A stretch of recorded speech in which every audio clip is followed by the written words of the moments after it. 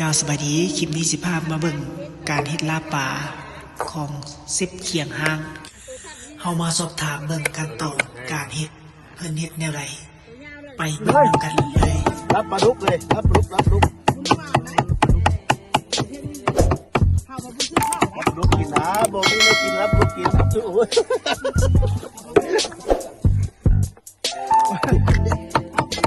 ลูกพักว่าฉันนี่ประมาณ10 ปลายคนหมดแล้วฉันนี่แม่นว่าไปอยู่นี่แม่นว่าอะไรอยู่ในนี่ฮะพอกินฉันนี่เขาว่าสั่งไว้ให้เขาเนาะเนี่ยเขาเล่านี่มันไทยนี่เว้ยนักศึกษาเก่าเนาะไอ้เนาะเราบ้านเกี่ยว เรื่องพอหรือว่าไอ้ที่เรื่องพอ เราบ้านเกี่ยวชาวบ้านโอ้ยถ้าคนนั้นเรางามชุดไทยห่อได้หมูนี่เลยดูนี่เนาะโยนได้ผู้เดียวนี่เดี๋ยวชุดนี้ในฉลาม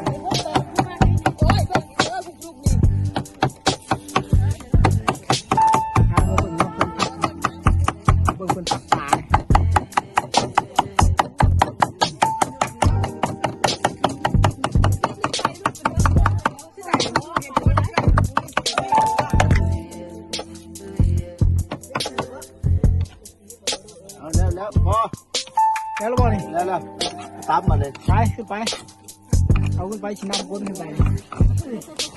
ทำอะไรเฮ็ดอะไรบุษใส่ข้ามบอกขึ้นไปใช่แล้วผู้ชายมันก็เดินตกทางที่ไหนยังมันจับขึ้นไปได้เลยพักไม่ได้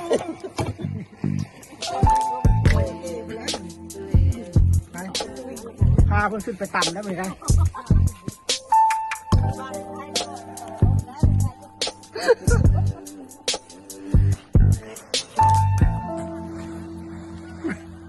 วันนี้เป็นเบื้องขั้นตอนเพิ่น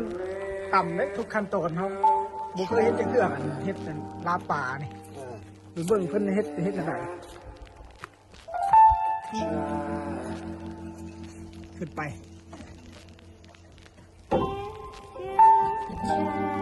ใช้ต้มน้ำต้มไว้แล้วบ่น้ำนี่บ่ลูกลูกอ่ะต้มนี่ต้มน้ำต้มเตรียมไว้แล้วเตรียมไปแล้วใส่ยังไงต้มมันเขาต้มเกลือแล้วรัวแล้วเปรี้ยวใช่เขาต้มมันนั่งต้มกับหัวมันที่ใส่น้ำนั่นแหละใส่เครื่องปรุงครบแล้วเขามาใส่ครบแบบนี้เนาะลูกนี้ตำมันตำนี่เนาะตำไม่ได้ตำยังร้อนอยู่เพื่อจะได้กินเนาะจะกินขั้นตอนลายได้ตาป่าเนี่ยเฮ็ดอะไรเราไม่ได้กินตาป่ามันเฮ็ดลายอันลายแนวมันหลายขั้นตอนลายขั้นตอนโดน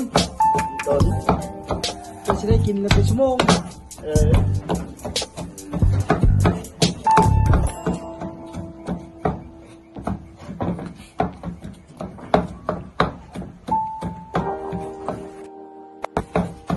เบิ่งไปต้องการพี่น้องเอ้ยบริตัดต่อคลิปนี่เบิ่งจนเป็นละขั้นตอนเพราะว่าสามารถที่จะไปกินได้เนาะ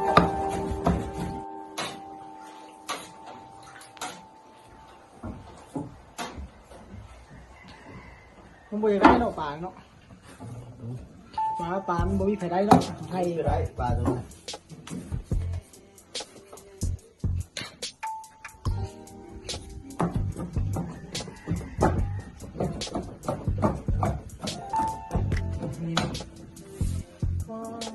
นี่ขึ้นเลยมาเลยใส่บุกเพชรก็ใส่ตัวนั้นเลยเนาะใส่เลยตัวเขาตำนี่ใส่ตัวตำเลยบุกเพชรเนาะกับข้าวเดียวมักเพชรมักบุกเพชรใส่ตามใจหน่อยเนาะใส่มักเพชรก็ใส่หลายใส่บุมักเพชรก็ใส่น้อยเนาะมักเพชรใส่หลายมักเพชรใส่น้อยแล้วหมดฝุ่นเนาะเตรียมฝุ่นแล้วนะใส่มันเข้าไปใส่พริกเข้าไปเนาะพริกเข้าไปอันนั้นจะไปเย็นท่าน้ำนิดนึงท่าน้ำมีเย็นเหรอเนาะน้ำที่เป็นเตรียมมาให้ปลามันเดือดซะก่อน แต่ ากมันเย็นแล้วก็จะ ตอนนี้พอบ้าง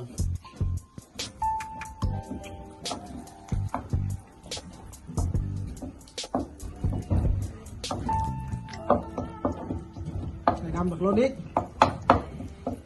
ลูกนี่ใส่กันได้กันเลยรวมปนใส่กันเลยสดใส่ละ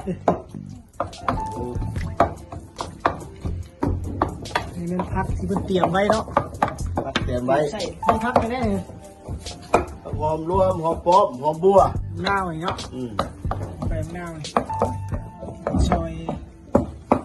ไปหิ้วก็ใส่ได้เนาะไปหิ้วเนาะ โอ้ยพูดบ่ได้เลย บ่ได้บ่ อืม บ่ถึงสูตรเนาะ เป็นสูตรมัน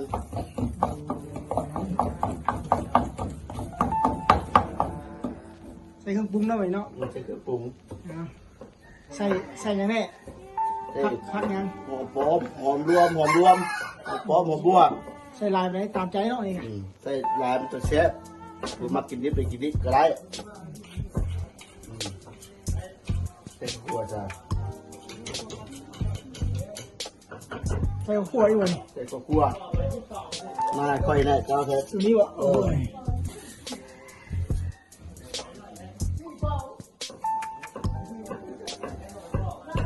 พวกน้อยปดล้นบุไรง่ายกว่านี้ให้ขับมันให้ได้หลายเลย บ่หุบใหญ่ใช่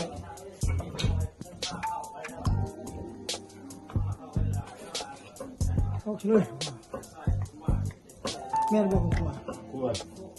แม่นบ่เนาะ เอาตัวนี้มันให้พวก หลังจากเฮ็ดแล้วแล้วก็มากินบัดนี้ได้อยากกินข้าวแล้วซุปเลือกกินตามใจเนาะเนาะ รถมันเลยจีดองเนาะเอาตัวนี้มันให้พวก หลังจากเฮ็ดแล้วแล้วก็มากินบัดนี้ได้อยากกินข้าวแล้วซุปเลือกกินตามใจเนาะเนาะ รถมันเลยจีดอง มาเข้าเนาะนี่ผู้นายสร้างเฮ็ดกันเลย สร้าง นายสร้างเฮ็ดนี่ก็เด้กำลัง เอาหน้านัก ยกเข้าได้ไง ตัวนี้แหละเมื่อบอกคนเอาตัวนี้แหละ โทษเขาเนี่ยนะเดี๋ยวโทษนะเอาข่าวเขาไว้ไปโทษเอาเนี่ย กินแล้วบ่ยายแซ่บบ่เป็นไรกิน เซ แล้ว ฟ บ่ เซฟเซฟ กินแล้วบ่ ไม่ไปเป็นสร้างนี่ สร้างโกะได้ เซฟเซฟเซฟ ทำบ่แซ่บเพิ่นได้กินได้สุนา เซ นะ ฟเซฟเลยเอาเลยอีก เอากินบ่รู้อ่ะจำบ่รู้แซ่บบ่แซ่บสิเบิ่งสีหน้านี่แซ่บบ่แซ่บ เซฟแล้ว อ่ะแซ่บบ่ ช่วยก่อน อันนั้นเมียนายช่างเด้อตัวนั้นเด้อกูละเมียนายช่างกำลังจำเข้า อยากรับป่าได้ เป็นไรแซ่บอยู่บ่แซ่บเนาะ